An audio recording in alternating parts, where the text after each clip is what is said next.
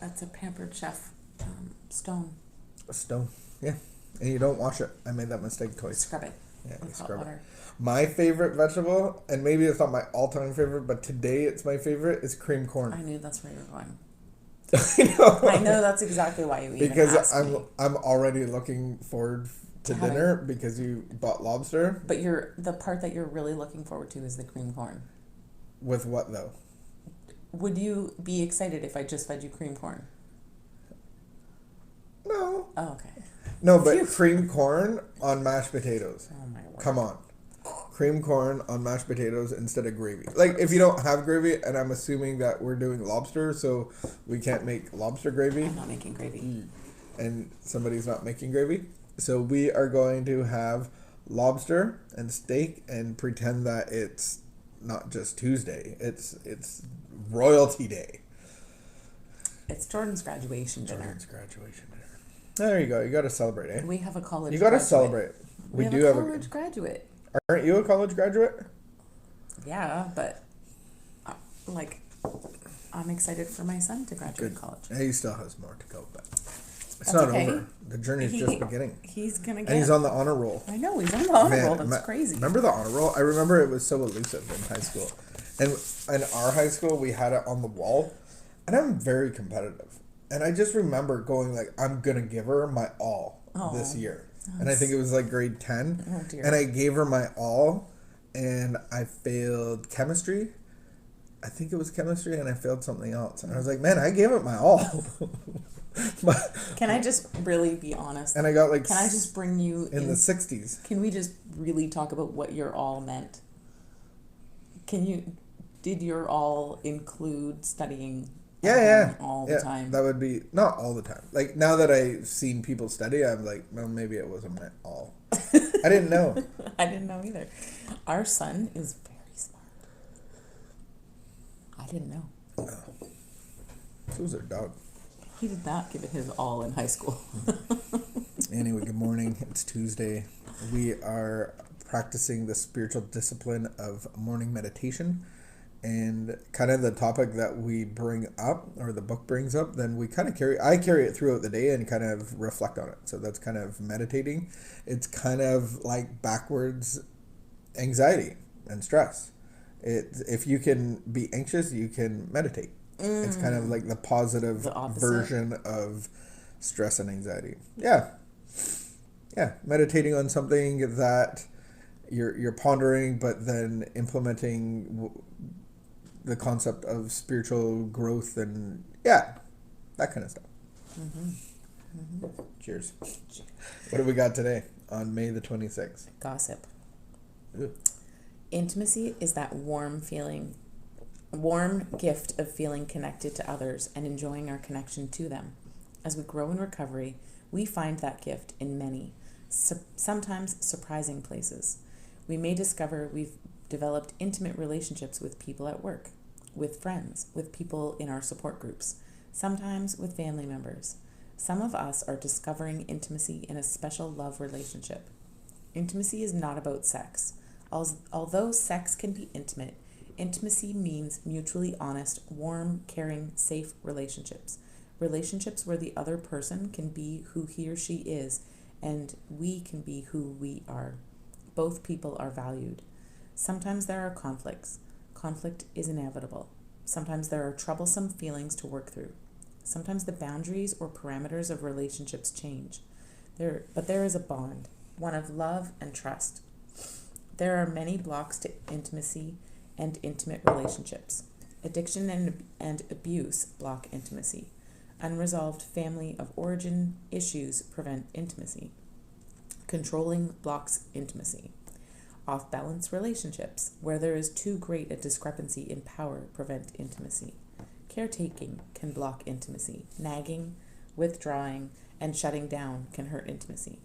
So can a simple behavior like gossip, for example, gossiping about another for motives of diminishing him or her in order to build up ourselves or to judge the person. To discuss another person's issues, shortcomings, or failures with someone else will have a predictable negative impact on the relationship. We deserve to enjoy intimacy in as many of our relationships as possible. We deserve relationships that have not been sabotaged. That does not mean we walk around with our heads in the clouds. It means we strive to keep our motives clean when it comes to discussing other people. If we have a serious issue with someone, the best way to resolve it is to bring the issue to that person. Direct, clean conversation clears the air and paves the way for intimacy, for good feeling about ourselves and our relationships with others. Today, God, help me let go of my fear of intimacy. Help me strive to keep my communications with others clean and free from malicious gossip. Help me work toward intimacy in my relationships. Help me deal as directly as possible with my feelings. Amen. That's a good one. Mm-hmm. There's a lot about in the Bible about gossip and how to deal with conflict, and it's not about talking to other people about it and airing out your laundry and making people feel sorry for you and presenting your side of the case and not the others. And I think it's important to go to people. And I like how they bring up the fact that intimacy is what we long for in relationship, and gossip breaks that. And my morning devotional in Proverbs was, even though you have an argument with your neighbor, don't bring up gossip about somebody else. And I think our emotions, when we let our emotions control us, and our ego, we can bring up stuff about other people into an argument. And I love how it says the prayer at the end. The prayer at the end is the kicker. Keep my communications with others clean. Clean and free. And free. I like that. Yeah, from malicious gossip. Yeah, I know this is an area that I've been challenged on in the past, and an area that I've had to go to people and apologize. And I think for me, I really, really began to understand when Brene Brown teaches, and one of the things that she talks about is how when we talk about, like, there's a way of like a false connection between two people by having a common enemy. Oh my goodness, when she explained that, I realized false intimacy. Yeah, it's like brings us closer together because we're talking through something, and really, then no one. Sometimes we've talked about something or we have an issue and we don't know how to work through it, and so is there someone safe that we can talk through it with? But that doesn't mean like talking through it with everybody, and it should always be with the goal of like resolving the situation. But yeah, and when you put it that way, I think people create false intimate relationships through gossip, and then have conversations about people and don't have them with them, and that's hurtful. a big been a big reminder to me of like, is this something I actually, do I even need to talk about this? Probably not, because am I going to go to that person? Or can I resolve this with God? When you run a rehab center, prayer has been like a huge tool of learning to just close my mouth and pray about it. I think the most important part is prayer for myself, my own heart. Not necessarily for everyone else. Like, I need my heart changed. When you run a rehab center, I ran a rehab center. Who would do that? And I really have to address gossip. And it's like, even if there's issues, I'm saying like, you're bringing this up, and I'm going to bring the other person in the room, and we're going to talk about it in a safe, non-aggressive environment. And so we have to learn to actually have intimate relationships. And I think conflict is a huge part of intimacy. You can't have great relationships without conflict. And so you have to bring up hard stuff. You have to bring up these crucial conversations. And there's a book written about crucial conversations. But to have real intimacy, there needs to be conflict. And being able to resolve it properly, and not just running away and having conversations about somebody and not to them. And it's super important. She talks about that here of sometimes there are conflicts. Conflict is inevitable. Sometimes there are troublesome feelings to work through. Sometimes the boundaries or parameters of relationships change, but there is a bond, one of love and trust. And I think that's what I've learned over the last decade or so is that actually, like, if I really do love and trust and care about someone, then I'm willing to go back to them and say, like, actually, that was really hurtful, or this was really hard, or I did this and I'm really sorry. And it actually takes a lot to get to that place of one of love and trust. How much do I actually value this relationship to be willing to risk? There's probably like only a handful of relationships where you really see that happen, of people willing to risk.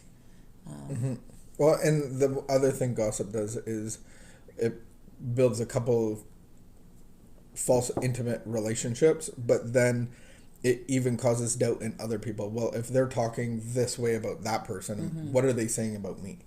And I love the other part of this that we didn't really talk about is how do we break intimacy in relationships? And there's a whole list of them. Yeah, that's hard stuff. Gossip and not talking negative and maliciously about other people. Being clean. I love that word. Having a clean heart in clean relationships. Yeah. And it is an area that I feel I have been challenged in, and that I can look back and say, like, I didn't intend to be malicious, but I definitely can see where I made mistakes, and I've tried to own them, and I've tried to apologize, and I've tried to, for sure, check that behavior. Do you think there's a gender? Do you think there's it would apply more to one gender than the other? I think I think for women. I can't imagine running a women's house in addiction. Yeah. I think that's a different challenge. And I think it has to be addressed with women very differently. Like, because, and it's funny because I was at a conference, and a man was actually speaking, and he was kind of giving instructions for like this smaller group things, and he was like, guys, I'm going to tell you, like, set an alarm, because you ladies like to talk, and like you need to just do like this 5-minute intro, and it needs to just be 5 minutes. So just like set an alarm, because you just talk and talk and talk, and we don't all do it. It's not that all women. You people. But for sure with women, like, we can talk for so long, and then there's only so much you can talk about without talking about people, and then it's like this fire that ignites, and it's like, oh, and she said that, and how much I've had to learn. I'm trying to learn to listen and let other people talk, and I don't need to have anything to actually contribute. I can listen, because if they're sharing and they're going through something hard and they want to talk about it, I think when it becomes gossip is when I start to feed into it. I can listen to someone, and then, how do we pray through this? Okay, how do I model for you to pray through this and get the answers that you need on your own without... And we deserve relationships that have not been sabotaged. And I think that gossip is, the root of it is self-centeredness and self-will and ego. And so I'm fanning my own ego into flame and going, I know this stuff about this person. And really breaks intimacy and hurts people and divides and defiles and destroys relationships. So, let's practice. But there's actually a lot of really good tools out there. Like, I was watching these short little YouTube clips of like conversation and conflict and how to resolve. They were actually modeling the drama triangle. They were modeling how to address gossip in the workplace. They were modeling how to go to someone, like, when you realize that you've participated in gossip, how to go to someone apologize, make amends for it. They had these great short little YouTube clips, and it actually gave like some practical tools for recognizing, owning, and making amends. I found it really helpful. Making amends. All right. Have a great Tuesday, and